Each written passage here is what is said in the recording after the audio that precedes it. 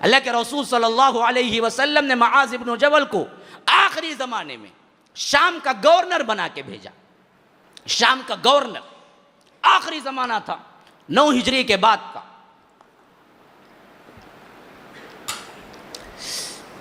अल्लाह के रसूल पैदल चले, हज़रत मुआज़ इब्न जबल सवार थे। कहा कि अल्लाह के रसूल ये कैसी बेअदबी है, मैं सवार आप पैदल, या तो इजाज़त दीजिए मैं उतर जाता हूँ, या तो आप भी सवार हो जाइए, या आप सवार हो जाए मैं पैदल चलता हूँ। कहा कि नहीं मुआज़, अल्लाह की राह में चंद नेकियां लेने का मुझे मौका मिला है तो मैं क्यों ना छोड़ दूँ। रसूल जैसी शख्सियत मुआज़ की बात पकड़े चल रहे थे। अल्लाह के रसूल ने इजाज़त नहीं दी उतरने की, मुआज़ तुम बैठे रहो। यहाँ तक कि मदीने का बॉर्डर आ गया, यहाँ से अब शाम को निकलने वाले थे। और रिकाब में जहाँ पर क्या है, घोड़े के ऊपर रख के पाँव रख के चढ़ा जाता है, उसे बोलते हैं रिकाब। जिस तरह क्या है गाड़ियों के लिए सीढ़ियाँ होती हैं, उसी तरह घोड़ों पे क्या होता है, उनके जीन के साथ रिकाब होता है जिसमें पाँव रख के चढ़ते हैं। जब वहाँ तक पोजीशन आ गई और वो चढ़ के जाने लगे और अल्लाह के रसूल उन्हें बाग छोड़ के जाने लगे, कहा मुआज़ एक नसीहत करता हूँ, याद रखो, क्योंकि मैं समझता हूँ कि अगली मर्तबा जब तुम शाम से लौटोगे तो शायद मैं नहीं रहूँगा, मेरी कब्र पर से गुजरोगे। हज़रत मुआज़ धार धार रोने लगी। अल्लाह के रसूल ऐसे वक्त में मुझे जुदा करते हैं आप, मेरी तो शदीद ख्वाहिश है कि मैं आपके साथ रहूँ। आप कहते हैं कि आपकी क्या है वफ़ात भी करीब है और मैं अगली बार आपको नहीं देख सकूँगा, और ऐसी हालत में आप कहते हैं कि शाम का गवर्नर बन के जाओ, मुझे नहीं चाहिए, लेकिन रसूल मैं आपके साथ रहता हूँ। कहा कि नहीं मुआज़, मेरा हुक्म यही है कि तुम जाओ। तो मुआज़ ने क्या है पत्थर की तरह अपने दिल को बांध लिया। फिर ऐसे वक्त में अल्लाह के रसूल ने कहा कि मुआज़ एक आखिरी वसीयत तुम्हें मैं करता हूँ, जहन में रखना, क्योंकि तुम गवर्नर बन के जा रहे हो, बड़े बन के जा रहे हो, सब तुम्हारे माते हती में होंगे, तुम्हारे पास पावर है। अब देखो याद रखो, इय्याका व दाअवतल मज़लूम फ़इन्न बैनहु व बैनल्लाहि हिजाब। देखो मज़लूम की बद्दुआ से बचो, मज़लूम की बद्दुआ से बचो। खा काफिर हो, खा मुशरिक हो, खा मुल्हिद हो, खा कोई भी मज़हब का मानने वाला हो, खा मुसलमान हो या नहीं हो, अल्लाह और उसके दुआ के दरमियान कोई हिजाब नहीं होता। अल्लाह फ़ौरन कबूल करता है, अल्लाह फ़ौरन कबूल करता है मज़लूम की बद्दुआ। ये नहीं देखता कि उन्हें काफिर है। जिन बीवियों को पीसते हैं शौहर, जिन ससुराली घरानों के अंदर बहुओं को तजलील किया जाता है, याद रखो वो मजलूम है। अगर उनकी निकली हुई अगर तुम्हें दुनिया में नहीं मिली तो वो आए सब मिलके अजाब की शक्ल में तुम्हें आखिरत में मिलेंगी। अल्लाह के पास देर है, अंधेर नहीं है। देर हो सकता है। जिन जिन घरों में बहुओं को लाकर जेठ और ननन के कपड़े धुलाए जाते हैं, जिन जिन घरों में क्या है काम वाली से बदतर सलूक करके भी क्या है उन्हें खाना तक बराबर नहीं दिया जाता है, जिन जिन घरों के अंदर आपको तमाम काम तकसीम होते हैं सिर्फ बहू के लिए, खुद अपनी बेटी ननन के लिए नहीं होता है, अल्लाह की कसम याद रखो उनके जुबान से नहीं, उनके दिल से निकलने वाली आह को भी अल्लाह बगैर किसी रद्द के कत के कबूल करेगा। और वो आहें या तो तुम्ही दुनिया में बर्बाद करेंगी या आखिरत में। अच्छी तरह याद रख लो, जितने सांसें जालिम है ना वो गुर्दे फेलियर होके मरती है।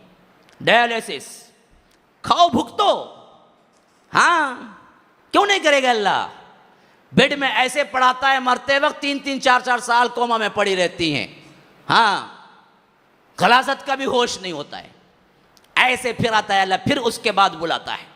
अच्छी मौत नहीं देख सकते सासों की अमूमन जो जालिम है, अच्छी मौत नहीं देख सकते, खातिमा बिल खैर नहीं देख सकते। याद रखो, जाओ अगर नहीं है तो नोट करो अपने अपने खानदानों में। मैं कह रहा हूं अगर सही नहीं है तो फिर पूछो कितनों की हैं जो जालिमाना तौर पर अपनी जिंदगी में जुल्म करते करते उन्होंने क्या है अपनी जिंदगी बिता दी शौहरों की खातिर।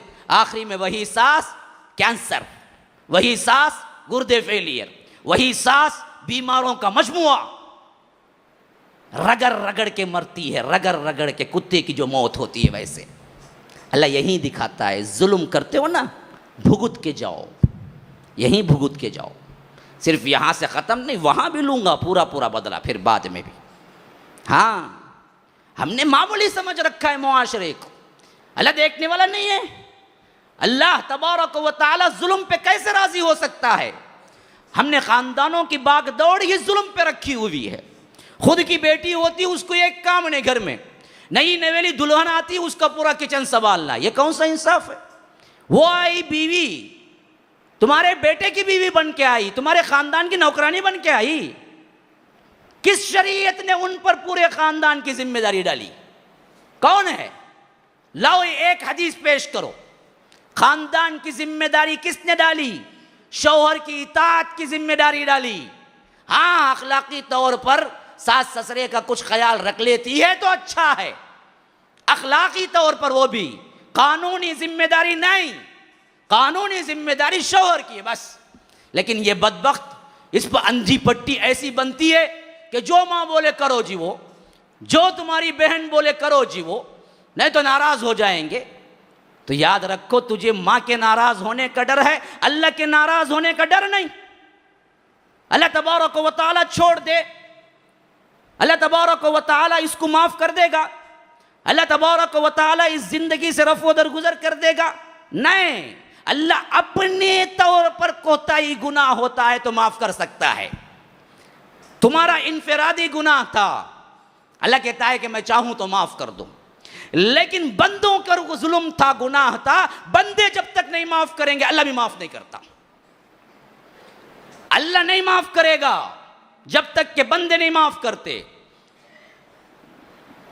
इसी से हमने देखा है बहुत से मरते वक्त सासों को एहसास होता है तो बहुओं से माफिया मांग के मरती है। मैंने बहुत जुल्म किया था, आज पा रही हूं, बहू माफ कर दो। उस वक्त माफ नहीं करके क्या करेगी? बहू भी माफ कर देती। हाँ, हमने बहुत देखा है, पढ़ा है। मैं ये नहीं कहता कि क्या है, सब ऐसे हैं, लेकिन आज का कल्चर ही ऐसा है। ये जुल्म जियादती ना होते हुए तलाक, जब चाहे जो चाहे। ये बदबख्त है, ये बदनिगाह है, ये रात भर किसी के पीछे फिरता है, ये मासूम सी औरत इसके बच्चों को संभाल के इसके रात के आने तक तकती रहती है, लेकिन बेवकूफ़ आके इस पे चिल्लाता है, इस पे गर्म होता है और नौबत यहाँ तक पहुँचती है कि जाओ तलाक तुम्हें। अब रोती धोती माँ की दहलीज पे आ गई, पुरसाने हाल कोई नहीं, पैसा कहाँ से आए, बच्चों को कौन पढ़ाए, इसको कौन देखे। फिर मुआशरे में इंतशार, फिर मुआशरे के अंदर बदकारियाँ फूटती हैं।